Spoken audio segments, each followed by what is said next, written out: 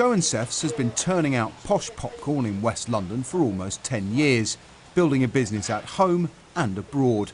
15% of their products are sold in Europe, but in less than 90 days, exporting to the continent, currently a seamless process, will get considerably harder if the UK leaves without a deal. We're a small business, right? We're a family business. We haven't got the huge budgets of some of these larger companies who will have people dedicated to figuring out a way of dealing with no deal. So we're going to do a lot less than some of those bigger companies, which means we're going to be less prepared. With no preferential treatment after October the 31st, any company that wants to export to Europe will need to register with customs for an Economic Operator Registration and Identification Number, EORI for short. They've done it here, but they're in a minority.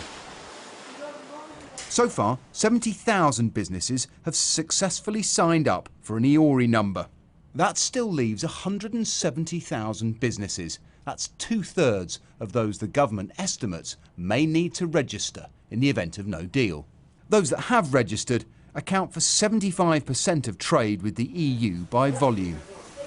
Companies like this have done what they can to try and reduce the cost and inconvenience of no deal, but there is a limit to what they or anyone else can do, because so much, from the basic terms of trade with Europe to what will actually happen at the borders, is still unknown.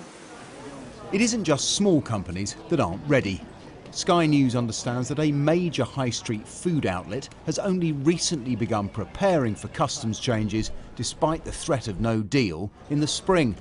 Experts warn time is short. I think companies are aware of what they have to do. I think there's still a limit on the number of companies that are actually doing anything about it, unfortunately. Bigger companies, we work with a lot of big companies and they're well prepared.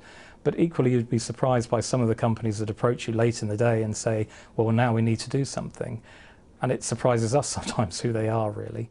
Michael Gove, the minister in charge of no deal, was examining preparations in Dover with the Transport and Home Secretaries.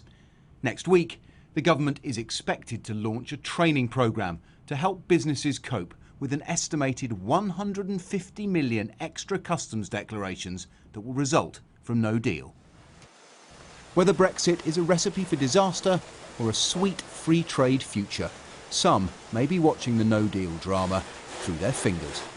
Paul Kelso, Sky News.